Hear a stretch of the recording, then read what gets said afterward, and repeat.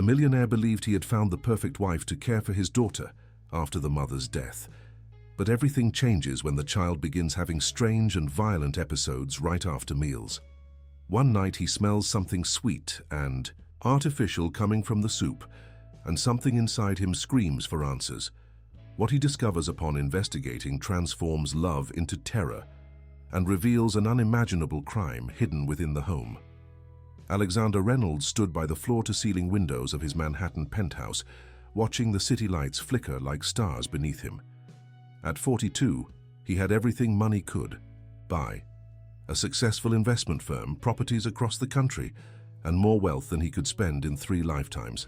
But the most precious thing in his world was currently coloring at the coffee table behind him. "Daddy, look!" 6-year-old Emma held up her drawing, a bright splash of colors that vaguely resembled 2 stick figures holding hands under a yellow sun. "It's us." Alexander's expression softened as he crossed the room and knelt beside his daughter. "That's beautiful, sweetheart. Is that Central Park?" Emma nodded enthusiastically, her blonde curls bouncing. "Where Mommy's favorite flowers grow." Familiar ache bloomed in Alexander's chest. 2 years had passed since Catherine's sudden passing, but Emma still mentioned her mother daily. Catherine Reynolds had been the perfect counterbalance to Alexander's intensity, warm where he was reserved, spontaneous where he was calculated. Losing her to an aneurysm had left him adrift, struggling to be both father and mother to their daughter. "Mrs. Garcia made spaghetti for dinner," Alexander said, glancing at his watch. "Are you hungry?" As if on cue, Rosa Garcia appeared in the doorway. At 55, she had been with the Reynolds family since before Emma was born, managing the household with quiet efficiency. "Dinner is ready, Mr. Reynolds," she announced. "And don't forget about the charity gala tonight. Your tuxedo is pressed." Alexander sighed. The thought of making small talk with Manhattan's elite held no appeal, but as the major donor for the Children's Hope Foundation, his presence was expected. "Thank you, Rosa. I've arranged for you to stay overnight with Emma." Emma tugged at his sleeve. "Can't I come with you, Daddy? Please." "Not tonight, Princess. It's past your bedtime." He brushed a kiss against her forehead. "I won't be late." 2. Hours later, Alexander found himself beneath the glittering chandeliers of the Plaza Hotel ballroom, nursing a glass of scotch and checking his watch for the 3rd time. The Children's Hope Foundation's annual gala was in full swing, with New York's wealthiest citizens in attendance, all opening their checkbooks for pediatric medical research. "Mr. Reynolds, thank you for your continued support," said Dr. Harriet Foster, the Foundation's director. "Your donation will fund our new pediatric neurology wing." Alexander nodded politely. Catherine would have wanted it. She always believed in your work. "We miss her tremendously," Dr. Foster said, her eyes sincere. "Oh, before I forget, there's someone I'd like you to meet. One of our newest board members." Before Alexander could protest, Dr. Foster was guiding him through the crowd toward a woman standing near the orchestra. She wore a simple midnight blue gown that contrasted strikingly with her auburn hair, styled in an elegant updo. Unlike most women at these events, she wore minimal jewelry, just a pair of pearl earrings that caught the light when she turned. "Rebecca. Mitchell, this is Alexander Reynolds, our most generous benefactor." Alexander, Rebecca is the head pediatric nurse at Mount Sinai and has recently joined our advisory board. The woman turned fully, and Alexander found himself looking into the most expressive green eyes he'd ever seen. She extended her hand, her smile warm but professional. "Mr. Reynolds, it's an honor. Your foundation's work has made a tremendous difference in our pediatric ward." Her handshake was firm, her voice melodic with a slight southern lilt. Alexander felt an unexpected jolt of awareness, the first he'd experienced since Catherine. "The honor is mine, Ms. Mitchell. I'm always glad to meet the people on the front lines. Please call me Rebecca." Her smile deepened, revealing a small dimple in her right cheek. "And I assure you the front lines are where the real work happens. Just this morning, I was helping a 5-year-old boy through his 3rd round of chemotherapy. These children show more courage than most adults I know." There was something in her voice, a genuine compassion that seemed rare in his world of calculated philanthropy. Alexander found himself genuinely curious. What drew you to pediatric? Nursing? Rebecca's expression softened. My mother was a nurse. Growing up in a small town in Georgia, I saw how one person could make a difference in a community. When I was 12, my younger brother was diagnosed with leukemia. She paused, her eyes distant for a moment. The nurses who cared for him became our family's lifeline. After he recovered, I knew exactly what I wanted to do with my life. As the evening progressed, Alexander found himself gravitating back to Rebecca. Unlike the society women who usually circled him at these events, she spoke about her work with genuine passion, her eyes lighting up when discussing the children in her care. She asked thoughtful questions about Emma, listening intently to his answers, without the predatory interest he'd come to expect from single women encountering a wealthy widower. "She sounds wonderful," Rebecca said, when he showed her a photo of Emma on his phone. "Children are so resilient, but they need stability after loss. How is she adjusting?" "Some days are better than others," Alexander admitted, surprised by his own candor. "She has nightmares sometimes, calls for her mother. I try, but there are moments when I feel completely inadequate."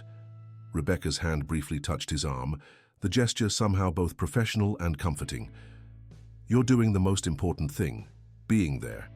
Consistency is what helps children through trauma."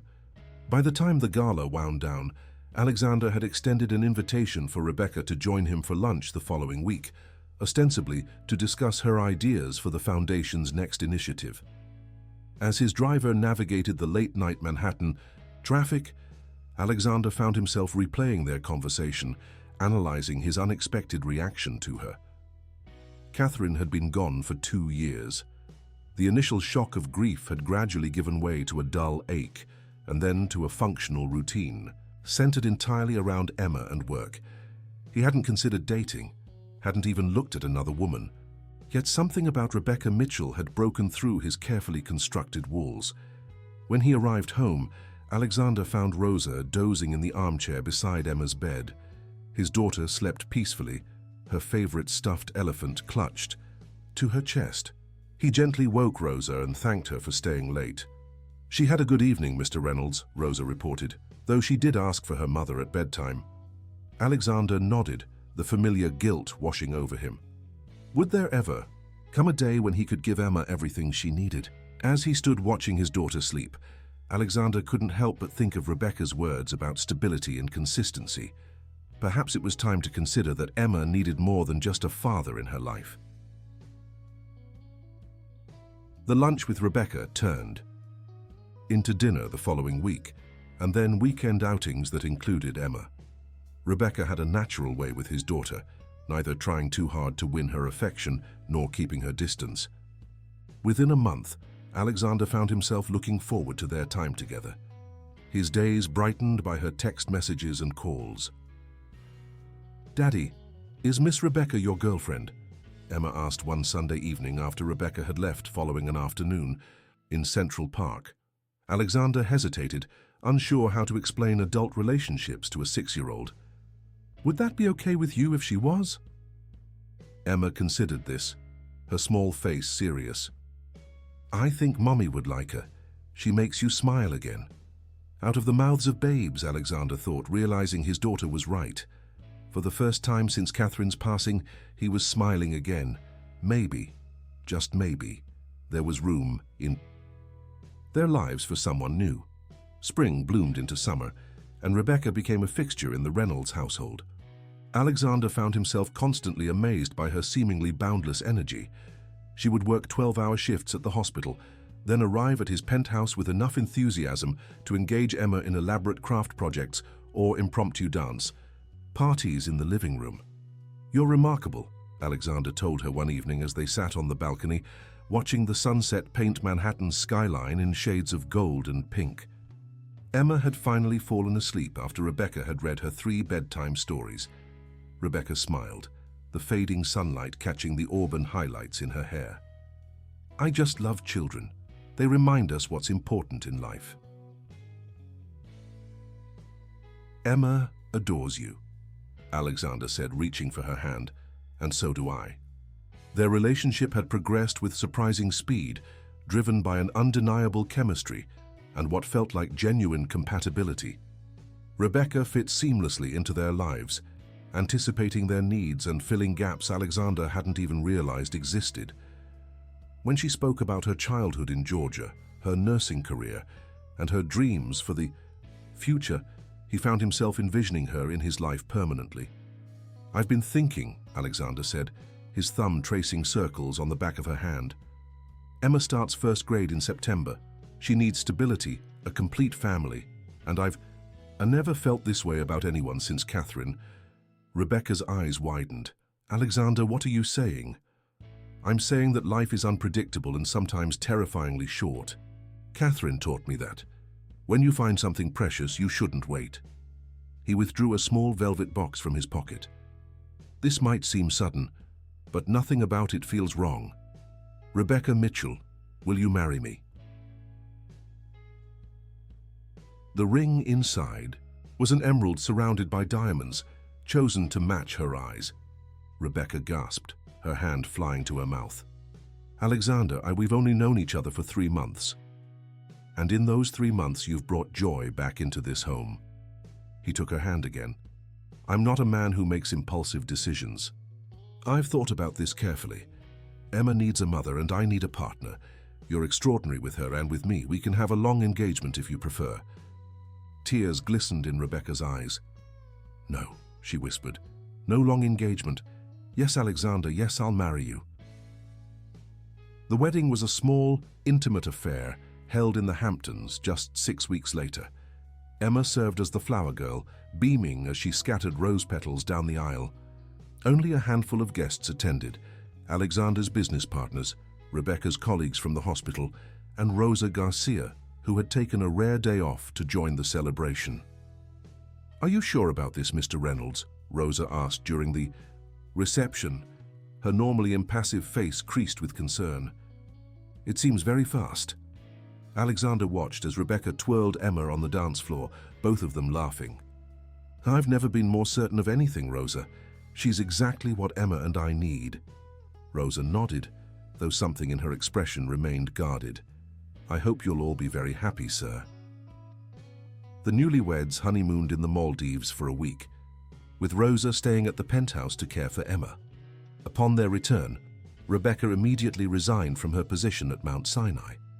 "I want to focus on being a wife and mother," she explained when Alexander expressed surprise. "Emma deserves my full attention, especially as she adjusts to having me in her life permanently." Alexander was touched by her dedication, though privately he wondered if she would miss her career. "You've worked so hard to get where you are. Are you sure you want to give that up?" Rebecca cupped his face in her hands. "I'm gaining so much more than I'm giving up. This is what I want, Alexander, to create a family with you and Emma." Life settled into a new routine. Rebecca took over managing the household, redecorating several rooms in the penthouse to create a more cohesive living space, as she put it. She enrolled Emma in additional activities: ballet, piano lessons, a prestigious children's art program at the Metropolitan Museum. Their calendar quickly filled with playdates, lessons, and social engagements. "Don't you think it might be a bit much?" Alexander asked one evening, reviewing Emma's schedule. "She's only 6. "Early enrichment is crucial for development," Rebecca replied, her tone gently chiding. "Besides, she loves being busy. It helps keep her mind off missing Catherine." It was difficult to argue with her results. Emma seemed to be thriving, her nightmares becoming less frequent. She had attached herself to Rebecca with surprising speed, seeking her approval and beaming under her attention. If occasionally Alexander noticed his daughter seeming unusually tired, he attributed it to her full schedule. One unexpected change came when Rebecca suggested they no longer needed Rosa's full-time services.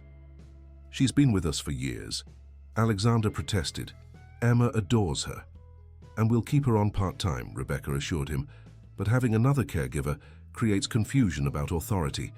Emma needs clear boundaries, especially now. Besides, Rosa is getting older. She might appreciate a reduced schedule." The conversation with Rosa had been uncomfortable. Though she accepted the reduced hours with her typical stoicism, Alexander sensed her disapproval.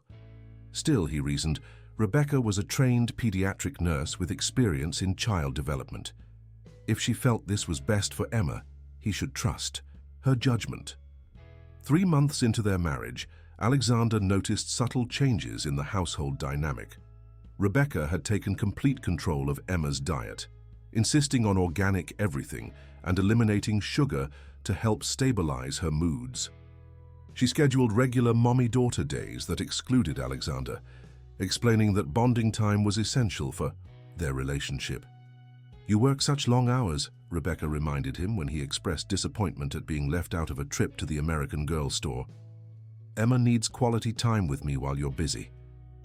It was true that Alexander had been working longer hours recently. His firm was handling a major acquisition, requiring frequent late nights and early mornings.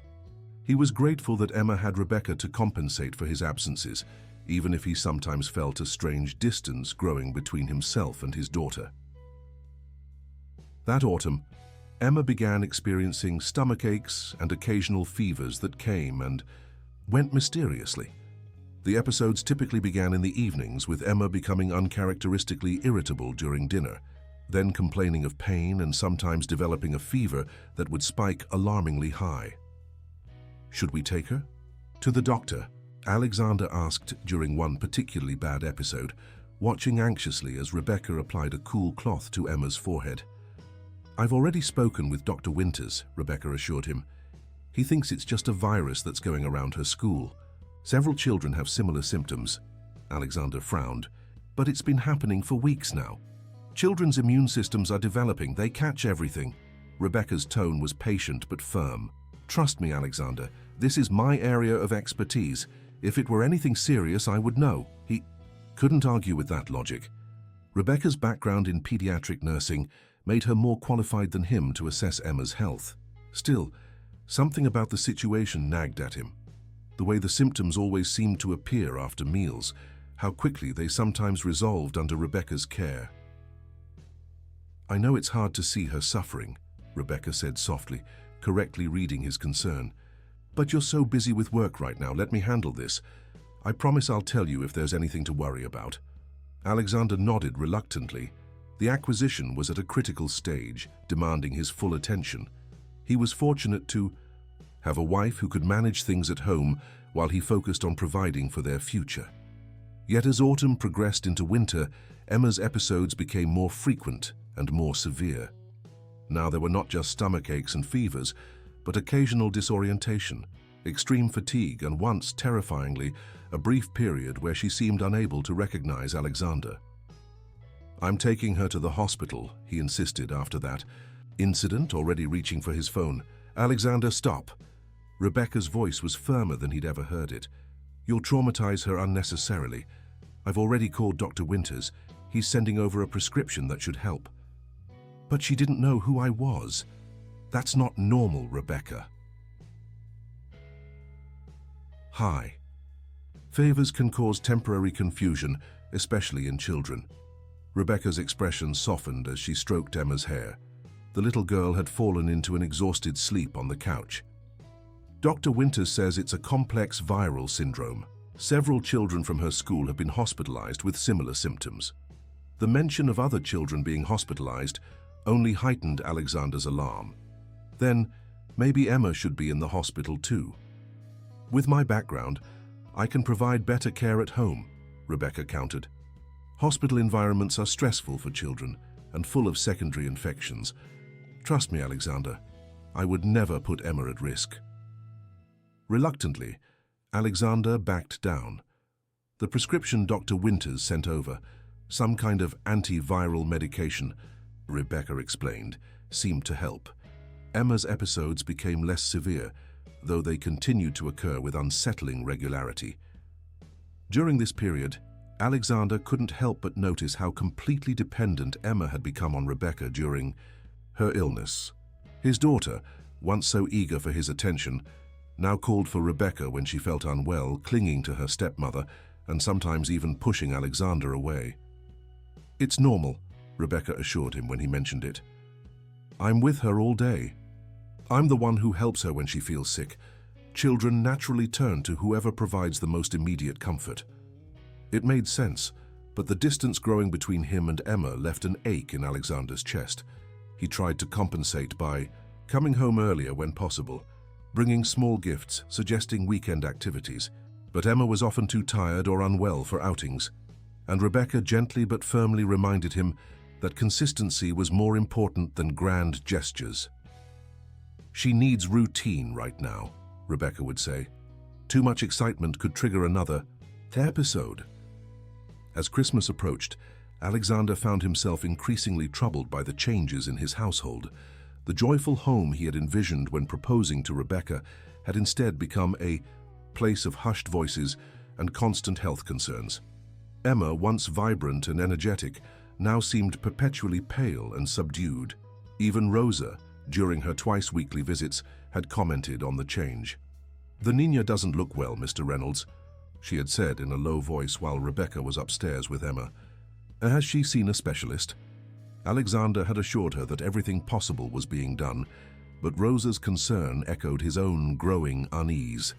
Something wasn't right with his daughter, and for the first time, he found himself wondering if Rebecca's management of the situation was truly what Emma needed. The situation came to a head 2 days before Christmas. Alexander had cut short a business meeting to return home early, hoping to spend some quality time with Emma decorating cookies, a holiday tradition that predated Catherine's passing. He entered the penthouse quietly, laden with bakery supplies, and a small stuffed reindeer for his daughter. The sound of crying led him to Emma's bedroom. Through the partially open door, he could see Rebecca sitting on the edge of the bed, holding a spoonful of something to Emma's lips.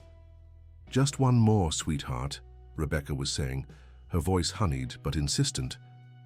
"You need to take all your medicine to feel better." "It tastes bad," Emma whimpered, turning her face away, "and it makes my tummy hurt worse." "Emma, look at me." Rebecca's tone sharpened slightly. "Do you want to get better and have Christmas with Daddy? Then you need to take your medicine, all of it." Alexander was about to announce his presence when something stopped him, a fleeting expression on Rebecca's face that he couldn't quite decipher. Something cold and calculated that vanished so quickly he almost believed he'd imagined it. Emma reluctantly opened her mouth, and Rebecca administered the liquid. Almost immediately, Emma's face contorted. "Water," she gasped. "Please, it burns." Rebecca handed her a glass. "There, all done. That wasn't so bad, was it? Now lie down and rest. I'll wake you when Daddy comes home." Alexander retreated silently to the kitchen, troubled by what he'd witnessed. The interaction had seemed off somehow, though he couldn't articulate exactly why. Rebecca was just giving Emma her medication, the medication prescribed by Dr. Winters that was supposed to be helping. Yet as he arranged the cookie-making supplies on the counter, Alexander found himself replaying Rebecca's expression, the reluctance in Emma's reaction, and the sudden onset of discomfort after taking the medicine. Something wasn't adding up. His thoughts were interrupted when Rebecca entered the kitchen, surprise evident on her face. "Alexander, you're home early." "I wanted to surprise Emma," he explained, gesturing to the baking supplies. "Our annual Christmas cookie tradition." Rebecca's smile faltered slightly. "Oh, darling, that's so thoughtful. But Emma's having a rough afternoon. She's just taken her medicine and needs to rest." "What medicine exactly?" Alexander asked, keeping his tone casual. "I thought Dr. Winters only prescribed the antiviral." "It's a supplemental treatment he suggested," Rebecca explained smoothly. "A natural remedy to help with her digestive symptoms. It can taste bitter, which is why she complains." Alexander nodded, though the explanation didn't quite satisfy the unease growing within him. "I'd like to see her prescription regimen. Maybe I should come to her next appointment." Something flashed in Rebecca's eyes. Annoyance, concern, before her expression softened into understanding. "Of course, you're worried. I should have kept you more informed." She touched his arm. "Dr. Winters is actually coming over tomorrow for a home visit. You can speak with him then." That evening, after Rebecca had gone to take a shower, Alexander slipped into Emma's room. His daughter was asleep, her cheeks flushed with fever. On her nightstand sat several bottles of medication, neatly arranged. He examined each one, noting the labels from a compounding pharmacy he wasn't familiar with. One bottle in particular caught his attention, a liquid with no clear labeling other than dosage instructions, written in what appeared to be Rebecca's handwriting. He uncapped it carefully and sniffed. The liquid had a strange, almost artificially, sweet smell that triggered a memory he couldn't quite place. Hearing the shower turn off, he quickly replaced the bottle and left the room, his unease deepening into genuine concern. Later that night, unable to sleep, Alexander slipped out of bed and into his home office. Using his private laptop, not the family computer Rebecca often used, he began researching children's mystery illnesses. The results were troubling. Munchausen syndrome by proxy, factitious disorder imposed on another, medical child abuse. Conditions where caregivers, often with medical backgrounds, deliberately made children sick to fulfill their own psychological needs. The descriptions sent a chill through him. Caregivers with healthcare experience, symptoms that defied diagnosis, illnesses that seemed to worsen in the caregiver's presence but improve when separated. Children becoming dependent on the abusive caregiver. This is ridiculous, Alexander muttered to himself, closing the browser. Rebecca was a respected pediatric nurse. She loved Emma. She had dedicated her career to helping children. The idea that she might be harming his daughter was absurd. And yet the pattern matched. Emma's mysterious symptoms that always seemed to appear after meals. The way Rebecca had gradually isolated Emma from others, including him. The reduction in Rosa's hours. Emma's increasing dependence on Rebecca. The next morning, Alexander made a decision. I need to go into the office for a few hours, he told Rebecca over breakfast. Emma was still asleep, recovering from her episode the previous day.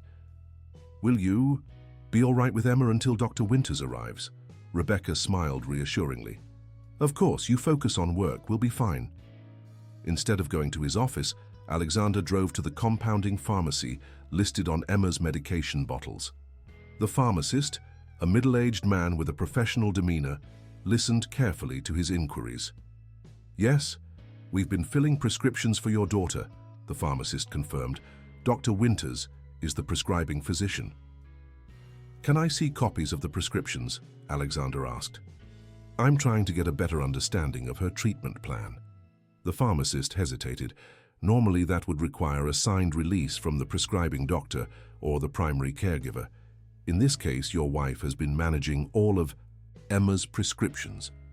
Alexander produced his driver's license and a copy of Emma's birth certificate. I'm her father and legal guardian. I believe that gives me the right to access her medical information. After some deliberation and a consultation with the pharmacy's legal counsel, the pharmacist provided copies of Emma's prescription history. Alexander thanked him and returned to his car, where he spent the next hour reviewing the documents. What he found was disturbing. The prescriptions were indeed signed by Dr. Winters, but they included medications Alexander had never heard mentioned, including a powerful stimulant that could cause exactly the symptoms Emma had been experiencing: fever, stomach pain, disorientation, fatigue after the stimulant wore off. More troubling still, the dosages had been steadily increasing over the past 2 months. Alexander wasn't a medical professional, but even he could recognize that the current dosage seemed excessive for a 6-year-old child. His hands shaking, Alexander called his longtime friend and attorney, Michael Donovan. Michael, I need your help, he said without preamble, and I need absolute discretion. Within an hour, they were sitting in Michael's office, the prescription records spread between them. This looks highly irregular, Michael agreed after examining the documents. But Alexander, these are serious concerns you're raising. Are you absolutely certain? No, Alexander admitted. That's why I need your help. I need to know more about Rebecca's background, about this Dr. Winters, about what's really happening to my daughter. Michael's expression was grave. If what you're suspecting is true, confronting Rebecca directly could be dangerous for Emma. We need to proceed carefully. He recommended a private investigator, a former FBI agent named Sarah Blackwood, who specialized in cases involving children. She's discreet, thorough, and can move quickly, Michael assured him. By that afternoon, Sarah Blackwood was on the case, and Alexander was headed home to meet Dr. Winters. He arrived to find Rebecca and a distinguished-looking older man in the living room reviewing what appeared to be Emma's medical chart. "Ah, you must be Mr. Reynolds," the man said, rising to shake Alexander's hand. "I'm Dr. Edward Winters. Rebecca has told me so much about you." Alexander studied the man carefully. Dr. Winters appeared every inch the respected physician, from his well-tailored suit to his authoritative demeanor. Yet something about his eyes, cold, assessing, raised Alexander's internal alarms. "Dr. Winters, thank you for making a house call. I've been concerned about Emma's ongoing symptoms." "Understandably so," Dr. Winters nodded sympathetically. "Children's health can be quite mysterious sometimes, but I assure you, we're making progress. The latest medication adjustment should help stabilize her condition." "And what condition is that exactly?" Alexander asked. "We've never received a definitive diagnosis." Dr. Winters and Rebecca exchanged a brief glance before the doctor replied. "We're dealing with a complex presentation, part viral syndrome, part possible autoimmune response. Children's immune systems are still developing, which can make diagnosis challenging." "I'd like to seek a second opinion," Alexander said firmly. "Perhaps at Mayo Clinic or Johns Hopkins." The doctor's expression remained neutral, but Rebecca's face tightened. "Alexander, we've discussed this. Emma isn't strong enough for travel right now." "Actually," Alexander countered, "her symptoms seem to come and go. We could plan the trip during a good period." "Medical continuity is crucial," Dr. Winters interjected smoothly. "Introducing new physicians at this stage could set back her treatment significantly. However, I understand your concern. Perhaps we could arrange a remote consultation." The conversation continued in this vein, with Alexander pushing for more concrete answers and Dr. Winters deflecting with medical terminology and vague reassurances. Through it all, Rebecca remained at the doctor's side, occasionally adding details about Emma's symptoms or reinforcing the doctor's recommendations. By the time Dr. Winters left, Alexander was more convinced than ever that something wasn't right. The doctor had provided no clear diagnosis, no explanation for Emma's symptoms that satisfied Alexander's questions, and had been notably evasive about the medications prescribed. "You embarrassed me in front of Dr. Winters," Rebecca said after, closing the door behind the physician. "Questioning his expertise like that. I'm concerned about our daughter," Alexander replied, emphasizing the word "our" in a way that made Rebecca flinch slightly. "She's been sick for months with no improvement. I have a right to ask questions." Rebecca's expression softened. "I know you're worried, I am too, but Dr. Winters is one of the best pediatricians in New York. We need to trust his process." She moved closer, placing her hand on Alexander's chest. "You've been so stressed with work. Let me handle this part of our lives, please." Alexander covered her hand with his own, forcing a smile. "You're right. I'm sorry, I just feel helpless when Emma's suffering." Rebecca rose on tiptoes to kiss him gently. "That's because you're a wonderful father. Now, why don't you go spend some time with Emma? She's been asking for you." As Alexander headed toward his daughter's room, he made a silent promise. If his suspicions proved correct, he would move heaven and earth to protect Emma. And if Rebecca was somehow responsible for his daughter's suffering, there would be no place on earth she could hide from his retribution. Later that night, after both Rebecca and Emma were asleep, Alexander received a text from Sarah Blackwood. Initial findings concerning. Need to meet ASAP. The following morning, Alexander told Rebecca he had an early meeting and left the penthouse before dawn. In reality, he met Sarah Blackwood at a nondescript diner in Midtown, far from his usual haunts. Sarah was a compact woman in her early 50s with sharp eyes and an air of quiet competence. She placed a thin file on the table between them. "What I'm about to tell you is preliminary," she cautioned, "but troubling enough that I felt you needed to know immediately." She opened the file to reveal a document with 2 photographs paper-clipped to it, both of Rebecca, though in one her hair was blonde instead of auburn. "Rebecca Mitchell doesn't exist," Sarah said bluntly. "At least not the Rebecca Mitchell you married. The woman living in your home is actually Vanessa Blackwell, formerly of Savannah, Georgia." Alexander stared at the photographs, his mind struggling to process this information. "That's impossible. She has credentials. She worked at Mount Sinai." Sarah nodded. "She did work there, for approximately 6 months before meeting you. Her credentials appear legitimate at first glance, but when I dug deeper, I found inconsistencies. The nursing license is real, but it was obtained using falsified documents. Her claimed educational background doesn't check out, and her references, they're either fabricated or they're real people who have been coached to provide positive references."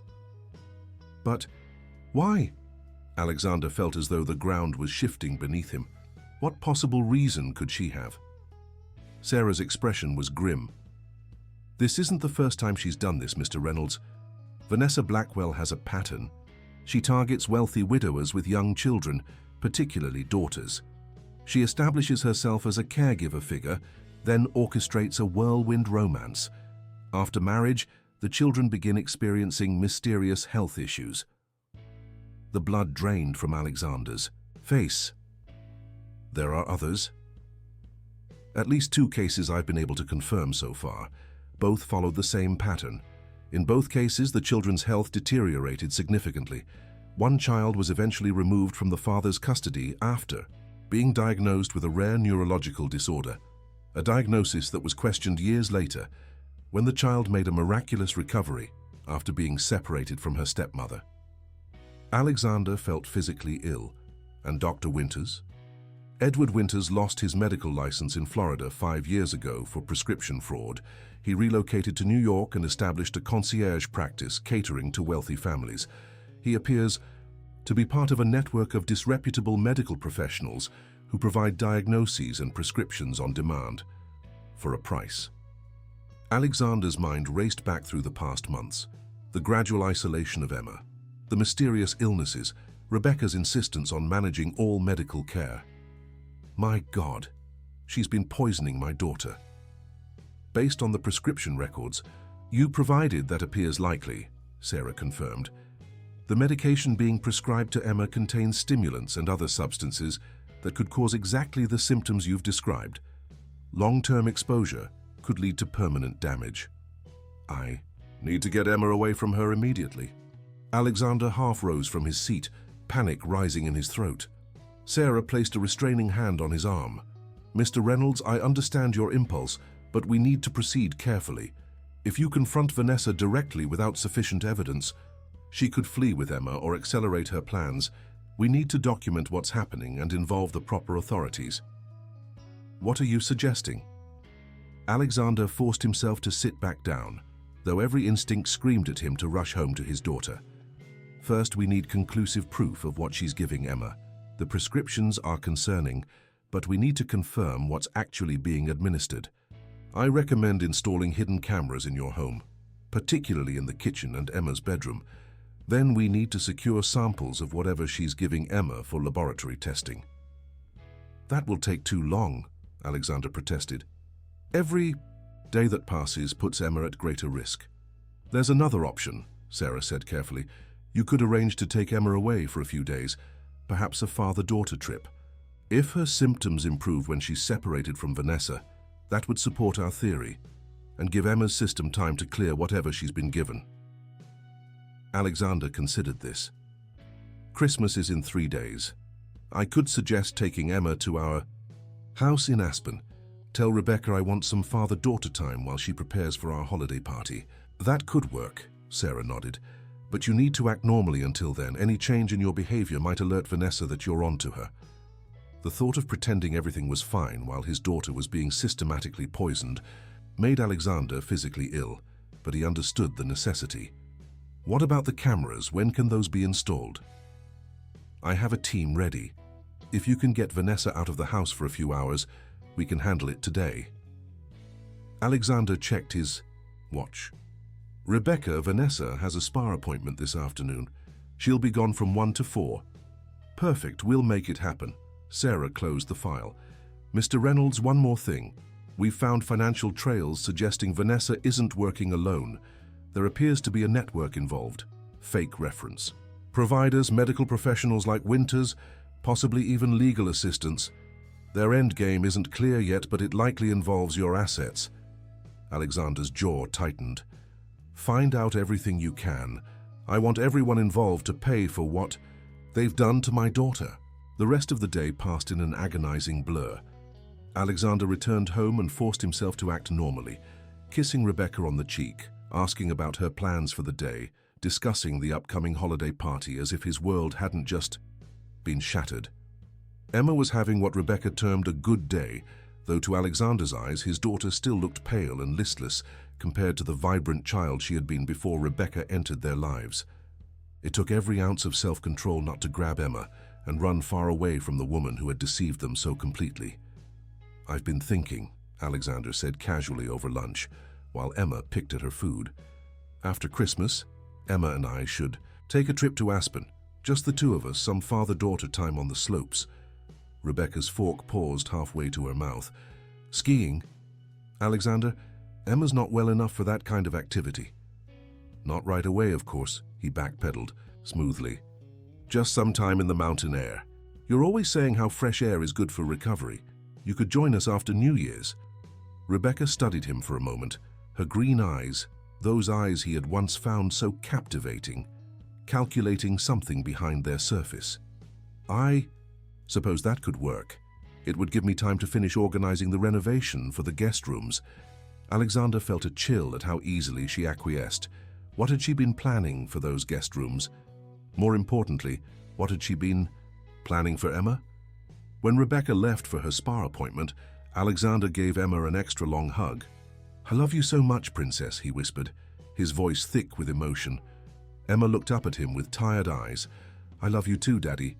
Can we still make Christmas cookies? I'm feeling better today." "Of course we can." He forced a smile. "Let me just make a quick call first." As soon as Rebecca's car pulled away, Sarah's team arrived. 3 nondescript individuals posing as maintenance workers for the building. They worked with swift efficiency, installing tiny cameras in the kitchen, dining room, and Emma's bedroom and bathroom. A separate team would be monitoring the feeds 24/7. "We need samples of all her medications," Sarah instructed, "especially anything unmarked or unusual." Alexander led her to Emma's bathroom, where the medications were kept in a small locked cabinet. "She started keeping them locked for Emma's safety, but I have a key to everything in the penthouse." Inside, they found an array of bottles and vials, some with pharmacy labels, others with handwritten notes. Sarah carefully collected samples from each, placing them in labeled evidence bags. "We'll have preliminary results by tomorrow," she promised. "In the meantime, try to prevent Emma from taking anything Vanessa gives her. Say you've already given her the medicine, or that you want to monitor her symptoms without medication for a few hours. Anything to buy time." Throughout the afternoon, Alexander baked Christmas cookies with Emma, his heart breaking at how such a simple activity now exhausted his once energetic daughter. When Rebecca returned, glowing from her spa treatments, he greeted her with a peck on the cheek and a cup of her favorite tea, fighting back the revulsion he now felt in her presence. That evening, Alexander insisted on putting Emma to bed himself. "You've been handling everything for so long," he told Rebecca.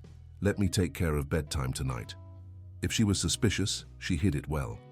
Of course, they'll use the time to finalize the holiday party arrangements. Alexander read Emma 3 stories, watching as her eyelids grew heavy. Before she drifted off completely, he asked casually, "Emma, sweetheart, how do you feel after you take the medicine that Rebecca gives you?" Emma's face scrunched up. "It makes my tummy hurt and sometimes my head feels funny, like everything is too loud and too bright. But Rebecca says it's making me better." "And do you feel better after you take—" So Emma seemed to consider this carefully. "No," she finally whispered, "but Rebecca says I'd feel even worse without it." Alexander stroked her hair, fighting to keep his expression neutral. "I see. Well, get some sleep, Princess. I love you." "Love you too, Daddy," she murmured, already half asleep. Downstairs, Alexander found Rebecca in his home office using his computer. She closed whatever she was looking at when he entered. "Emma asleep?" she asked, smiling up at him. "Almost." He leaned against the doorframe, studying the woman he had married. How had he not seen it? The calculation behind her eyes, the too perfect responses, the way she had systematically isolated Emma from everyone but herself. "What are you working on?" "Just some emails to the caterer," she rose gracefully. "And checking on those legal documents you mentioned, the trust revisions." "For Emma?" Alexander felt his blood run cold. He had never mentioned any trust revisions. "Find everything you need." Not quite. We can discuss it tomorrow." She stretched, cat-like. "I'm exhausted." "Coming to bed?" "In a bit. I have some work to finish." After Rebecca went upstairs, Alexander checked his computer history. She had been viewing his financial documents, specifically the trust he had established for Emma, which would transfer to her guardian if anything happened to him. The implications were chilling. His phone buzzed with a text from Sarah. "Kitchen. Camera active. Subject entering now." Alexander quickly opened the secure app Sarah had installed on his phone. The night vision camera showed Rebecca, Vanessa, entering the darkened kitchen. She moved with purpose to a cabinet that Alexander rarely opened, extracting a small case from behind some rarely used serving dishes. From the case, she removed a vial and a syringe. Working quickly and with the confidence of someone with medical training, she drew a measure of liquid from the vial. Then, most disturbingly, she moved to the refrigerator and took out a carton of orange juice, Emma's favorite morning drink. She injected the contents of the syringe into the carton, carefully covering the tiny puncture with the carton's paper label. Alexander felt rage building inside him as he watched her return everything to its place, wiping down surfaces to remove any evidence of her actions. Just as she finished, the camera caught another movement, a small figure in the doorway. It was Matteo, Rosa's 9-year-old son. Alexander had forgotten that Rosa had asked to bring him today because his after-school program was cancelled. The boy had apparently stayed for dinner and fallen asleep in the guest room, where Rosa sometimes stayed overnight. On the screen, Rebecca froze, then slowly turned toward the child. Her expression, clearly visible in the night vision camera, transformed from shock to a calculated warmth. "Matteo, sweetheart, what are you doing up so late?" The boy pointed to the refrigerator. "I was thirsty. I wanted some water." "Of course." Rebecca's voice was honey-sweet. "Let me get that for you." Alexander watched as she poured Matteo a glass of water, her movements calm and measured. "Did you just come in, or have you been standing there a while?" Matteo shrugged, taking the water. "Just came in." Rebecca studied him for a moment, then smiled. "Well, drink up and back to bed. It's very late." After Matteo left, Rebecca stood motionless in the kitchen for several long moments, her expression thoughtful. Then she took out her phone and made a call, speaking too softly for the camera's microphone to catch her words.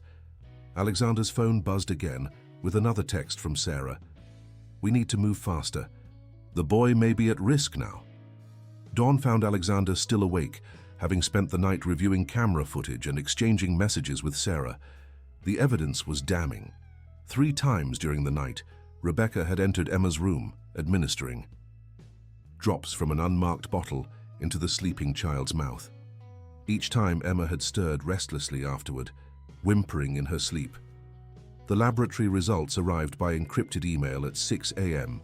The substance in the unmarked vial contained a potent cocktail of stimulants, mild hallucinogens, and other compounds that, when combined, could produce exactly the symptoms Emma had been experiencing. Prolonged exposure could cause neurological damage, liver problems, and potentially permanent health issues. Alexander's hands shook as he closed the email.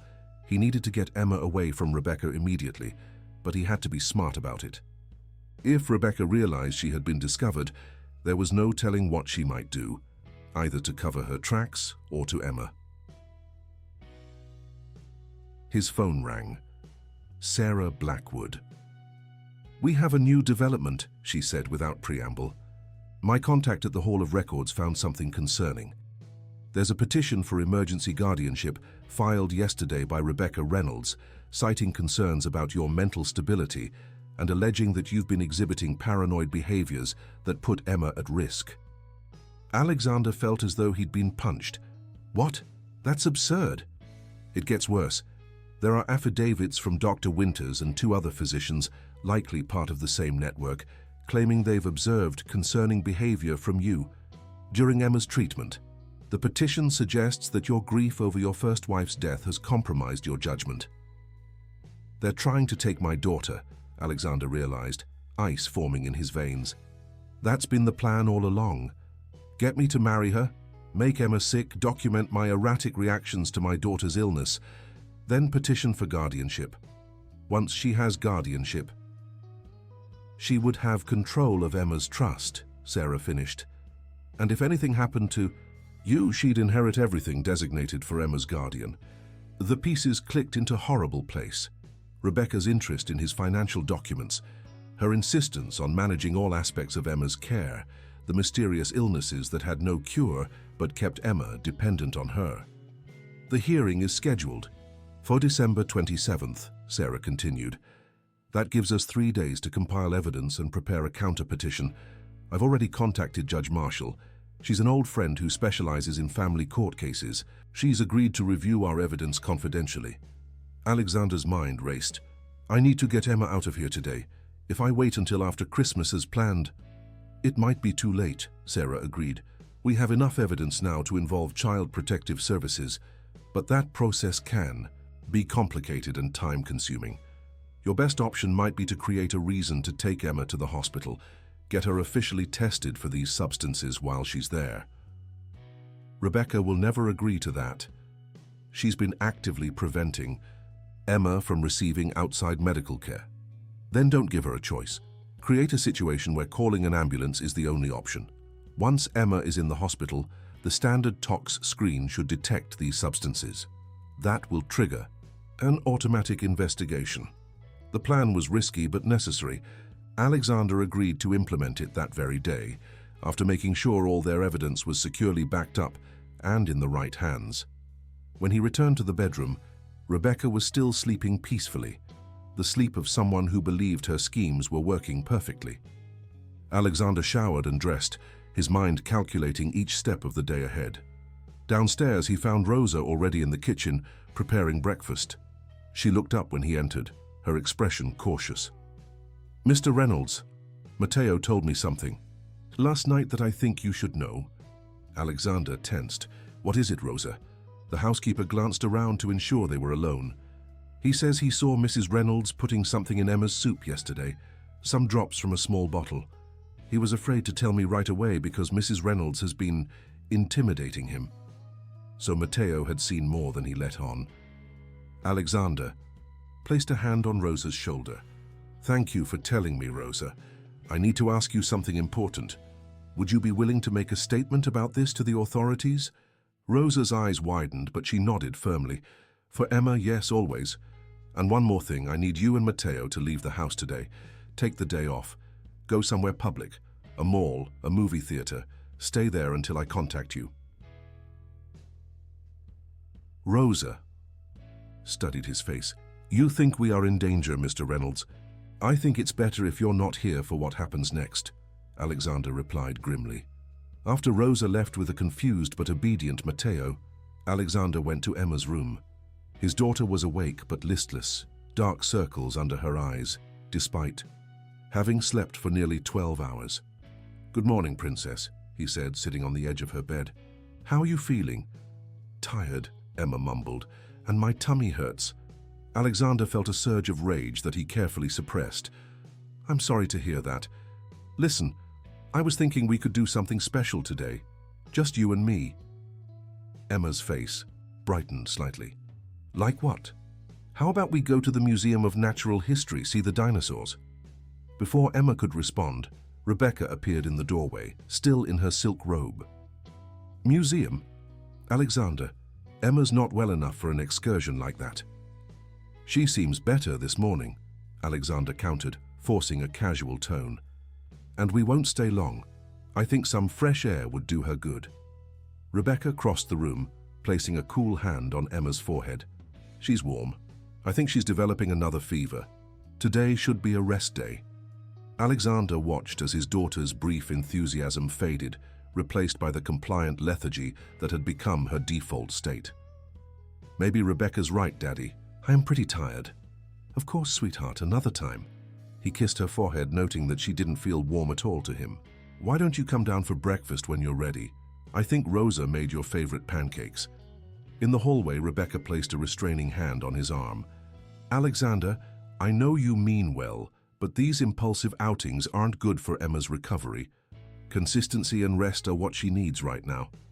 You're probably right, he conceded, hating himself for the deception.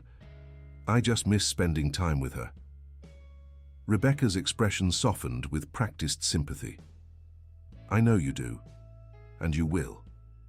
Again, once she's better, Dr. Winters is very pleased with her progress. Alexander nodded, not trusting himself to speak further. He went downstairs to finalize his preparations, checking that the cameras were still functioning properly and that Sarah's team was in place. The breakfast table was set with Rosa's signature blueberry pancakes, freshly squeezed orange juice, and sliced fruit. Alexander eyed the orange juice carton, the same one he had watched Rebecca tamper with the night before. When Rebecca and Emma joined him, he noted how Rebecca subtly guided Emma to her usual seat, then poured a generous glass of orange juice for her. Drink up, sweetheart, Rebecca encouraged. Vitamin C is important for your recovery. Alexander waited until Emma had raised the glass to her lips before speaking. Actually, I think that carton might be off. I opened it earlier and it smelled strange. Rebecca's hand darted out, nearly knocking the glass from Emma's hand.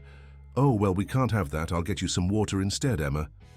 The reaction was telling, too quick, too forceful for mere concern about spoiled juice.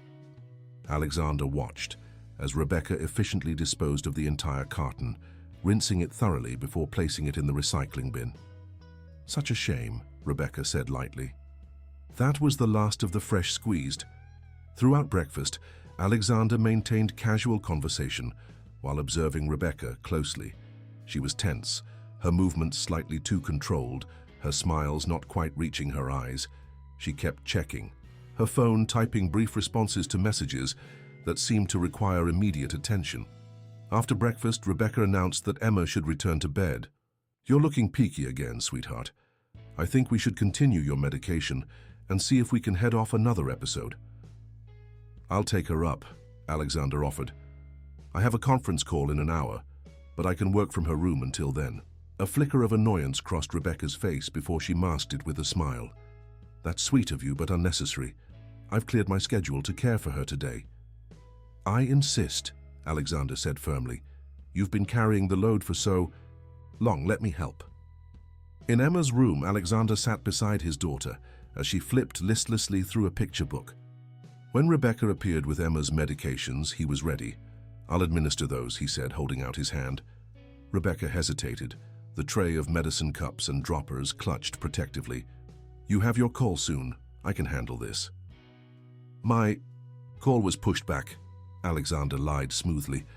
I'd like to learn her medication schedule. You're always saying I should be more involved in her care. After a moment's calculation, Rebecca surrendered the tray. The red one first, then the green. The drops go under her tongue. 3 drops only. Alexander pretended to examine each medication. What exactly are these for? Dr. Winters wasn't very specific yesterday. The capsule is for inflammation. The liquid is an immune booster. And the drops are for neurological support, Rebecca recited, the explanation practiced and glib. Alexander nodded, then deliberately fumbled with the dropper containing the clear liquid. The one he suspected contained the harmful substances. The dropper fell, spilling its contents on the carpet. I'm so sorry, he apologized, grabbing tissues to mop up the spill. Clumsy of me. Rebecca's reaction was immediate and disproportionate. Alexander, that's a specialized compound that has to be specially ordered. We can't get a replacement until after the holidays. It's just an immune booster, right? Alexander kept his tone innocent. Surely missing a few doses won't be catastrophic? Rebecca's face tightened momentarily before she forced a smile. Of course not. I'm just being overcautious. Emma, take your other medications for now. I'll see about getting an emergency replacement. She left the room with the empty dropper, her posture rigid with barely contained anger. Alexander administered the remaining medications, palming them and pretending to give them to Emma while actually disposing of them in a tissue. "Why aren't you giving me my medicine, Daddy?" Emma asked, confused. Alexander sat beside her, taking her small hands in his. "Emma, sweetheart, I need to ask you something important. Has Rebecca been giving you medicine that makes you feel worse instead of better?" Emma's eyes widened, and she glanced fearfully at the door. "She says it's making me better, but what, Princess? You can tell me anything." Emma's voice dropped to a whisper. "It makes everything scary, colors too bright, sounds too loud, and my heart goes super fast," she demonstrated by tapping her finger rapidly against her chest. "But Rebecca says that means it's working." Alexander's resolve hardened. "Emma, I want you to know that you're not sick. Not the way Rebecca says you are, and I'm going to make sure you get better. Really better. Promise." Emma's voice was small, hopeful. "I promise." He kissed her forehead. "Now, I need you to do something for me. If Rebecca tries to give you any medicine, tell her I already gave it to you. Can you do that?" Emma nodded solemnly, and Alexander felt a surge of pride at his daughter's courage. Despite everything she had endured, her spirit remained unbroken. He was about to say more when his phone buzzed with an urgent message from Sarah. Subject: making calls to multiple contacts, references to accelerating the timeline and implementing contingency plan. Recommend immediate action.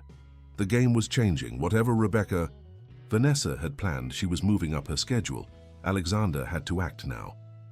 "Emma, how would you like to go on a little adventure today after all?" Emma's eyes brightened at the suggestion of an adventure, the first genuine excitement Alexander had seen from her in weeks. "Where are we going?"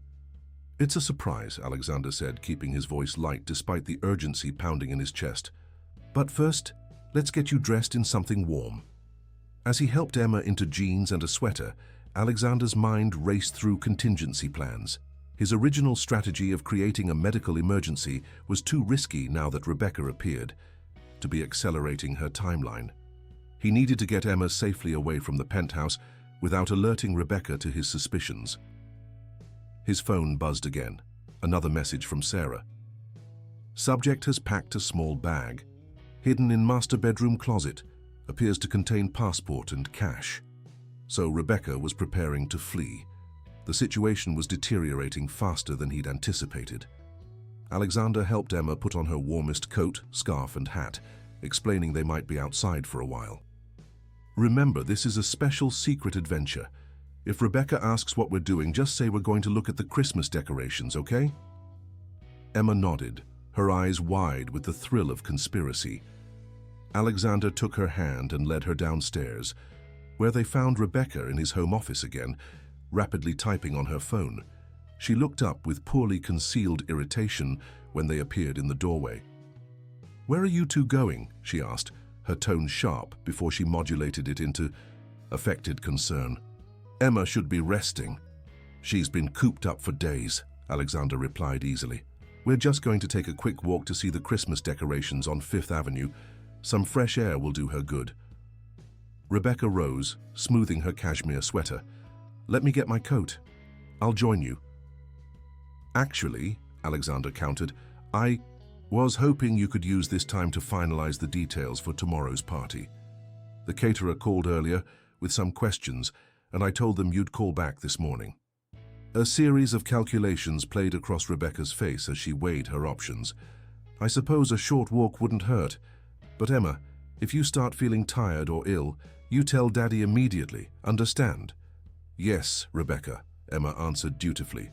Rebecca approached, bending to kiss Emma's forehead in a show of maternal affection. To Alexander, she murmured, "Don't keep her out too long, and make sure she's bundled up properly." "Of course," Alexander assured her, fighting to keep his tone neutral, when what he really wanted was to keep this woman as far from his daughter as possible. "We won't be long." As they waited for the private elevator, Alexander texted Sarah, "Taking E out now. Meet at contingency location A. Bring documentation. The elevator arrived with a soft chime. Once inside, Alexander knelt to Emma's level. Change of plans, Princess. We're going to go see a special doctor today. Someone who can help you feel better. Really better. Emma's face fell. I don't like doctors anymore. They never make me better. This doctor is different, Alexander promised. And I'll be with you the whole time. The elevator deposited them in the private garage beneath the building. Alexander guided Emma to his rarely used Range Rover instead of the chauffeured Bentley that Rebecca would expect them to take. He secured Emma in her booster seat and sent one more text before pulling out of the garage. En route, ETA 20 minutes. As they emerged onto the street, Alexander checked his mirrors carefully, half expecting to see Rebecca rushing after them. The street remained calm, with only the usual morning traffic and pedestrians hurrying through the December cold. "Daddy, where are we really going?" Emma asked as they navigated through Midtown. Alexander glanced at her in the rearview mirror. "We're going to a special hospital, sweetheart. The doctors there are going to run some tests to figure out why you've been feeling so bad." "Is Rebecca coming?" "Not this time." Alexander's hands tightened on the steering wheel. "Emma, I need to ask you something important. Has Rebecca ever told you not to tell me things? Special secrets just between you two?" Emma was quiet for so long that Alexander thought she might not answer. Finally, in a small voice, she said, if I told you about the special medicine, you'd take it away, and then I'd get so sick I'd have to go away forever. And then you'd forget about me, just like you're forgetting about Mommy."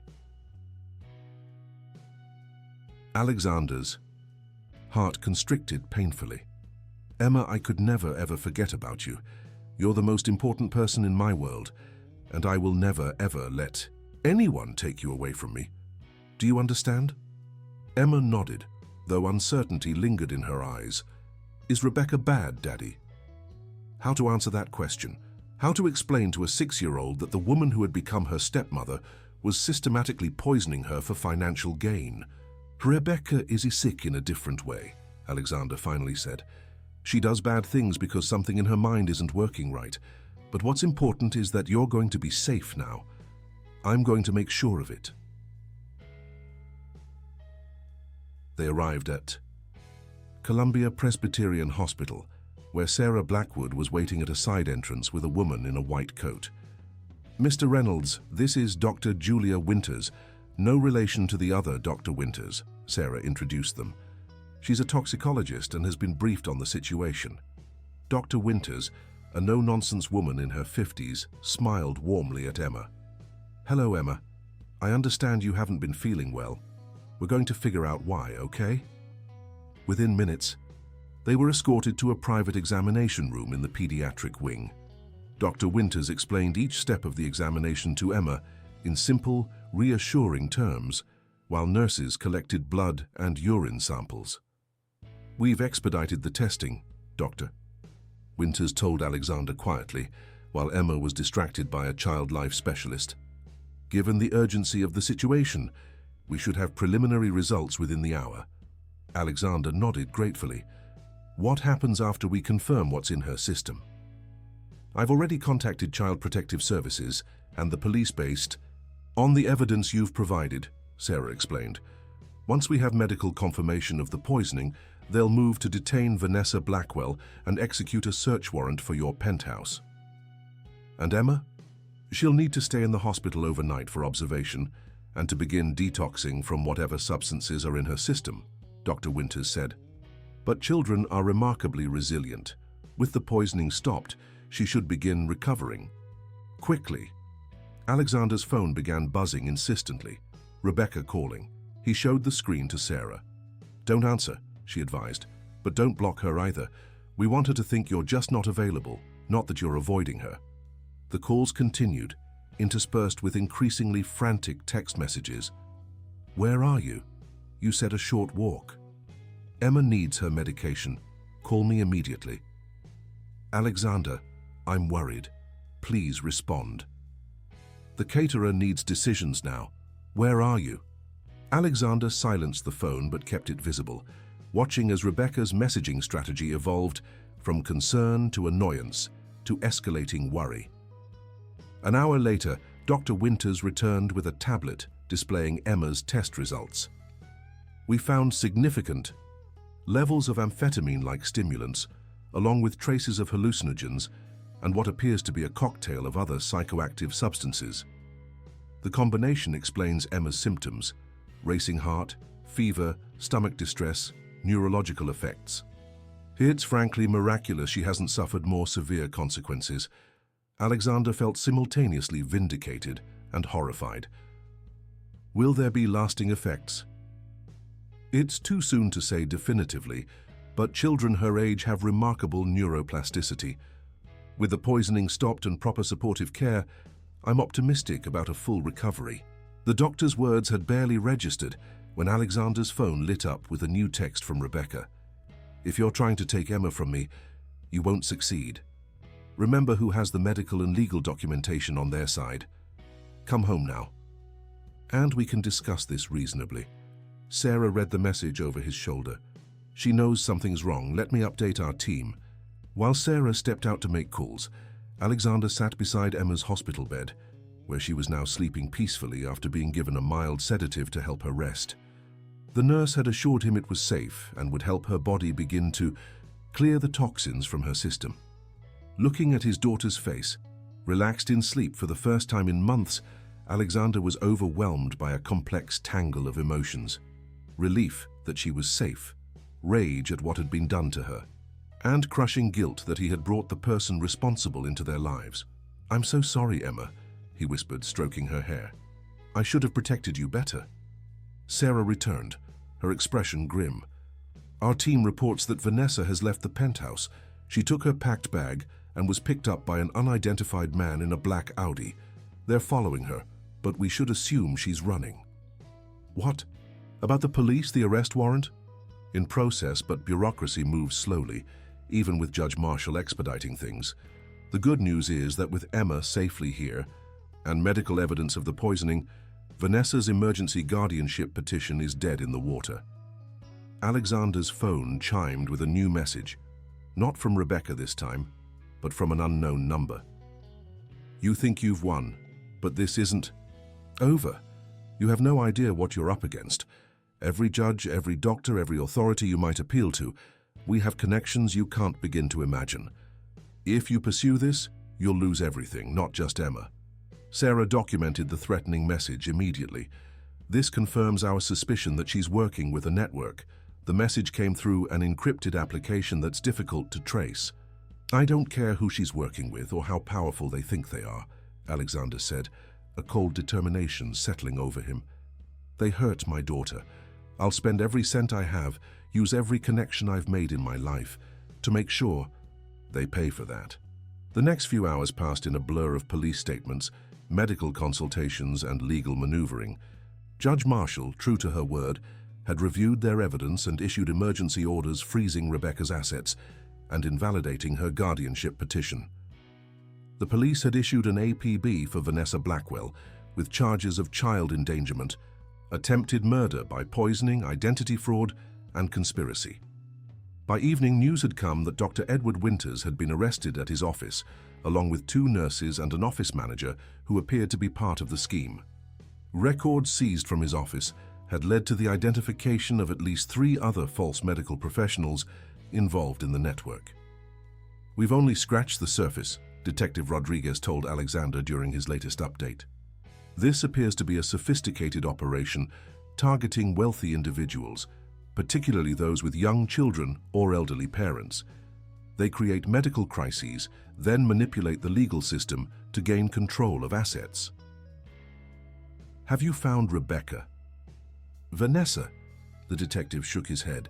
"Not yet, but we've flagged her passport and frozen all known accounts. She won't get far." As night fell, Alexander remained at Emma's bedside, refusing offers to find him more comfortable accommodation. He would not leave his daughter alone in a hospital. Not again, not ever. He must have dozed off in the uncomfortable chair because he awoke with a start to find a figure standing in the doorway of Emma's room. For one horrifying moment, he thought, It was Rebecca somehow returned to finish what she had started, but it was Rosa Garcia, her kind face lined with worry. Behind her stood Mateo, clutching a small gift bag. "Mr. Reynolds," Rosa whispered, "we heard what happened. The police came to question us." Alexander rose stiffly from the chair, gesturing for them to enter. "Rosa, Mateo, I'm sorry you got caught up in all this." Rosa shook her head firmly. "No apologies, we are family too, yes? We brought something for Emma." She nudged Mateo forward. The boy approached the bed shyly, placing the gift bag on the side table. "It's a Brave Bear," he explained softly. "My mum got it for me when I had to stay in the hospital last year. It helps you be brave." Alexander felt a lump form in his throat. "That's very kind of you, Mateo. I know Emma will love it." He knelt to the boy's level. "You were very brave too, telling your mother what you saw. You helped save Emma." Mateo shrugged, uncomfortable with the praise. "I just did what's right.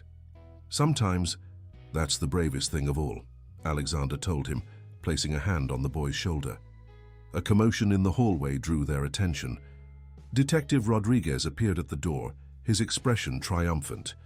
"We got her, Mr. Reynolds. Vanessa Blackwell was apprehended attempting to board a private plane at Teterboro Airport. She had altered her appearance, but facial recognition caught her." The news should have brought relief, but Alexander felt only a hollow exhaustion. "And her accomplices? We're rounding them up. The evidence from Dr. Winter's office has been invaluable. It appears they've been operating this scheme for years, targeting at least a dozen families. Your case may have finally brought down the entire network." Alexander looked back at Emma, still sleeping peacefully. "Just make sure none of them ever comes near my daughter again." "With the evidence we have, Ms. Blackwell and her accomplices will be facing substantial prison time," the detective assured him. "Your daughter is safe now. Safe. After months of hidden danger, of poison administered by a hand that should have been trustworthy, of a slow, systematic attempt to steal her away, Emma was finally safe." Alexander sank back into the chair beside her bed, the full weight of everything that had happened crashing down upon him. Rosa came to stand beside him, her hand a comforting presence on his shoulder. "She will heal, Mr. Reynolds. Children are stronger than we think." "Stay with me?" Alexander asked, surprising himself with the request. "Both of you? I don't want to be alone right now." Rosa nodded, pulling up another chair while Mateo settled on a small sofa by the window. Together, the unlikely group maintained their vigil through the night, united by their care for the sleeping child and their shared ordeal. As dawn broke on Christmas Eve, Emma stirred and opened her eyes. She blinked in confusion at the hospital room before focusing on Alexander's face. "Daddy," she murmured, "did we go on our adventure?" Alexander managed a smile despite the tears threatening to spill. "Yes, Princess, and you were the bravest adventurer of all." Emma's gaze drifted to Rosa and Mateo, then back to her father. "Is the bad medicine gone now?" "Yes," Alexander promised, taking her small hand in his. "The bad medicine is gone, and the person who gave it to you can't hurt you anymore. You're going to get better now, really better." Emma considered this, then asked the question Alexander had been dreading. "Is Rebecca gone too?" How to explain to a child that the woman who had posed as her loving stepmother had been systematically poisoning her, that the entire relationship had been a calculated fraud designed to steal her away and eventually access her trust fund? "Rebecca won't be coming back," Alexander said simply. "She did some very bad things, and now she has to face the consequences." Emma nodded, seeming to accept this explanation. Then her face brightened as she noticed the gift bag. "What's that?" Mateo stepped forward, suddenly shy. "It's a Brave Bear. For you." As Emma examined the soft brown teddy bear with its tiny superhero cape, Alexander exchanged glances with Rosa. There would be challenges ahead: Emma's recovery, the legal proceedings, rebuilding their sense of security. But in this moment, watching his daughter smile genuinely for the first time in months, Alexander knew they would find their way forward, one step at a time. Spring sunshine streamed through the windows of the Central Park West apartment, bathing the breakfast table in golden light. Emma, now 7 years old, was carefully arranging strawberry slices on her pancakes to create a smiley face. "Look, Daddy, it's happy because it's Saturday," she announced, her voice bright with the exuberance that had once been her natural state and was now finally becoming so again. Alexander smiled at his daughter from behind his coffee mug. 4 months had passed since the nightmare of Vanessa's arrest. 4 months of healing, of therapy, of gradually rebuilding their lives and Emma's trust in the world. "Very artistic," he approved. "Do you still want to go to the zoo today?" Emma nodded enthusiastically, then turned to Rosa, who was mixing more pancake batter at the counter. "Rosa, will you and Matteo come too, please?" Rosa glanced at Alexander, who nodded encouragingly. "If Matteo has finished his homework, yes, we will come." The relationship between the Reynolds and Garcia families had transformed in the aftermath of their shared ordeal. When Alexander had asked Rosa to return to full-time work, she had hesitated, explaining that the part-time schedule had actually allowed her to be more present for Matteo. "I understand completely," Alexander had assured her. Then, after a moment's contemplation, he had offered an unexpected solution. "What if you and Matteo moved into the guest suite? It would give you both more stability. Matteo would have a quiet place to study, and Emma would have—" He had paused, searching for the right words. "A real family around her." The arrangement had proven beneficial for everyone. Rosa provided the warm maternal presence Emma needed. Matteo gained access to educational opportunities his mother could never have afforded on her own, and Alexander found unexpected support in Rosa's quiet wisdom and unwavering loyalty. The legal proceedings against Vanessa Blackwell and her network had moved with surprising speed, driven by the mountain of evidence collected from Dr. Winter's office and the testimonies of other victims who had come forward after the story broke. Vanessa had attempted to plead not guilty by reason of mental illness, claiming she suffered from Munchausen syndrome by proxy, a defense quickly demolished by evidence of her methodical planning, financial motives, and previous identities. The discovery of 2 other marriages under different names, both to wealthy widowers with young children, had been particularly damning. "The prosecution is seeking the maximum sentence," Michael Donovan had reported after the last hearing. "Given the evidence of premeditation, the harm done to Emma and the other children, and the sophisticated nature of the fraud, they're confident they'll get it." The trial had exposed a network more extensive than anyone had initially suspected. Beyond the false medical professionals, there had been corrupt attorneys facilitating fraudulent guardianship petitions, private investigators providing surveillance on targets, and even a staff member in the family court system who expedited paperwork for the right price. Each new revelation had left Alexander reeling with the realization of how thoroughly he had been manipulated, how close he had come to losing everything that mattered. Emma's recovery had been neither quick nor straightforward. The first weeks after her rescue had been marked by nightmares, anxiety, and a heartbreaking wariness around food and medicine. She had needed extensive therapy to process the betrayal by someone she had trusted and to overcome the physical effects of months of systematic poisoning. Dr. Julia Winters had been a godsend during this period, overseeing Emma's medical care personally and ensuring that every test, every treatment was transparently explained to both Emma and Alexander. "The goal is to rebuild her trust in medicine and medical professionals," Dr. Winters had explained. "She needs to understand that real doctors help, not hurt." Gradually, Emma had begun to heal. The physical symptoms had resolved first. Her body, freed from the constant influx of toxins, had rebounded with the resilience of youth. The psychological wounds had taken longer, but with consistent therapy and the stable, loving environment Alexander fought to provide, those too had begun to mend. The breakfast dishes cleared. Alexander helped Emma get ready for their zoo excursion. As he tied her sneakers, she asked the question that still occasionally surfaced. "Daddy, how did you know Rebecca was giving me bad medicine?" Alexander had learned to answer honestly but age-appropriately. "I noticed you were getting sicker instead of better, and I saw some things that didn't make sense. Most importantly, I listened when you told me how the medicine made you feel." Emma considered this. Matteo saw too. He was brave. Yes, he was. Sometimes it takes a lot of courage to tell the truth, especially when grown-ups are doing something wrong. Emma nodded solemnly. "His brave bear helped me in the hospital. Can I bring it to the zoo?" "Of course." As they prepared to leave, Matteo arrived from his bedroom, proudly displaying his completed math homework to his mother. At 10, he had blossomed in the past months, his natural intelligence nurtured by the private school Alexander had insisted on paying for. Consider it compensation for saving my daughter, and by the stable home environment he now enjoyed. The unlikely family group, the investment magnate, his recovering daughter, the housekeeper, and her academically gifted son made their way to Central Park Zoo, where Emma delighted in the sea lions, and Matteo provided encyclopedic facts about each animal they encountered. Watching the children race ahead toward the penguin exhibit, Alexander found himself reflecting on the strange path that had led them here.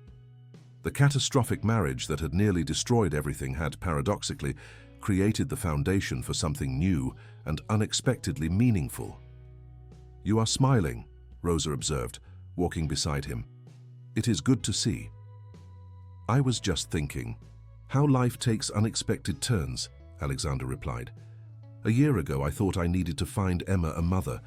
I never considered that what she really needed, what we both needed, was simply a family, whatever shape that might take." Rosa nodded, her expression softening. "Family is who loves you, who protects you, not always who you expect." The summer brought the conclusion of the legal proceedings. Vanessa Blackwell received the maximum sentence for attempted murder by poisoning, child endangerment, identity fraud, and conspiracy. Her key accomplices, including Dr. Edward Winters, received substantial sentences as well. The case had garnered national attention, with Emma's story carefully anonymized to protect her privacy, helping to expose similar schemes across the country. Alexander had established a foundation to support victims and fund research into better safeguards against medical and legal fraud targeting vulnerable families. On a warm evening in August, Alexander sat on the terrace of their Hamptons beach house watching Emma and Matteo build an elaborate sandcastle at the water's edge. Rosa had just brought him a glass of iced tea and settled into the adjacent chair with her knitting. "Mr. Reynolds," she began, then corrected herself. "Alexander, there is something I have been meaning to ask." "You?" He turned to her, curious. Rosa rarely initiated serious conversations. "What is it?" The new school year begins soon. Matteo's teacher last year suggested he apply for the gifted program at his school. It would mean more challenging work, special projects. She hesitated. Also more expenses, materials, trips, technology. "Say no more," Alexander interrupted gently.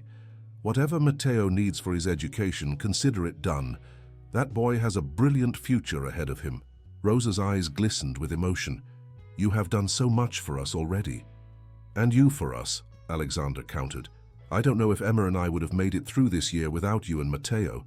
Some debts can never be repaid." They sat in companionable silence, watching the children's joyful play. The past year had taught Alexander painful lessons about trust, about the vulnerabilities created by wealth and grief, about the calculated predators who exploited those vulnerabilities. But it had also revealed unexpected strengths and connections. "They want Matteo to give a speech," Rosa said suddenly, "at the school's fall assembly about courage and doing the right thing. He is nervous."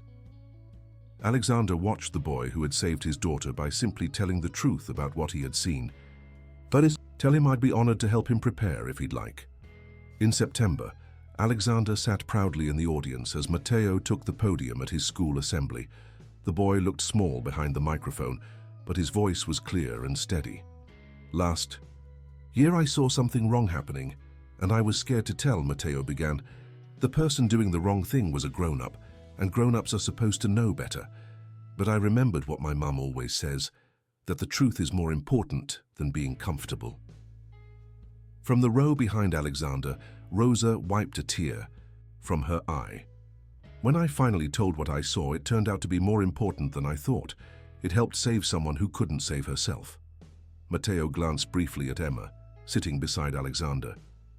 I learned that sometimes being brave doesn't mean doing something big or dangerous. Sometimes it just means telling the truth, even when it's hard or scary. The speech continued, touching on integrity and moral courage in terms remarkable for a 10-year-old. When Matteo finished, the applause was thunderous. Alexander joined in, his heart full with pride for this remarkable young man who had become such an unexpected part of his life. Later that evening, after the children had gone to bed, Alexander found himself in his home office reviewing the final reports from the Foundation's first round of grants. Initiatives to improve background checks for medical professionals, to create better oversight of guardianship proceedings, to support children recovering from medical trauma, all inspired by Emma's experience and funded by Alexander's determination that no other family should suffer as they had. A soft knock interrupted his work. Rosa stood in the doorway, a manila envelope in her hands. "This came for you today," she said, "from the courthouse." Inside the envelope, Alexander found the final divorce decree, officially dissolving his marriage to the woman he had known as Rebecca Mitchell. The last legal tie to the nightmare was severed. "Are you all right?" Rosa asked, noting his pensive expression. Alexander considered the question seriously. "Yes," he finally said. "Better than all right. For the first time, in a very long time, I feel like we're exactly where we're supposed to be." Rosa smiled, understanding in her eyes. "Good night, Alexander." "Good night, Rosa." Left alone, Alexander moved to the window overlooking the twinkling Manhattan skyline. From down the hall came the faint sound of Emma talking in her sleep. Not nightmares now, but the ordinary sleep murmurs of a healthy child. In the guest suite, Matteo would be surrounded by his books, Rosa likely reading quietly nearby. They were an unconventional family, formed through crisis and bound by something deeper than blood or legal ties. But they were a family nonetheless, supportive, protective, genuine in their care for one another. After all the deception and danger, they had found truth and safety together. Alexander turned back to his desk, to the Foundation reports that represented his commitment to protecting other families from predators like Vanessa Blackwell. There was still work to do, justice to pursue, safeguards to establish, but for tonight, in this moment, it was enough to know that his daughter slept peacefully, that the threat had been vanquished, and that from the wreckage of betrayal, they had built something authentic and enduring. Outside, the city continued its ceaseless rhythm. Inside, within the walls of what had once again become a true home, the future unfolded with quiet promise. End of story. Dear listeners, we hope that Alexander and Emma's journey from deception to truth has touched your hearts. For more compelling stories that explore the complexities of family bonds, trust, and courage in the face of betrayal, we've prepared a special playlist of equally captivating narratives. Find it by clicking the link to your left. If this story moved you, please subscribe to our channel and give this video a thumbs up. Every day we bring you unique stories that delve into life's most challenging moments and the triumph of the human spirit. Share your thoughts in the comments below. We'd love to know which character resonated with you most. Don't miss our upcoming content, where we'll continue to explore stories of resilience, unexpected connections, and the healing power of truth. We'll be waiting for you in the comments section.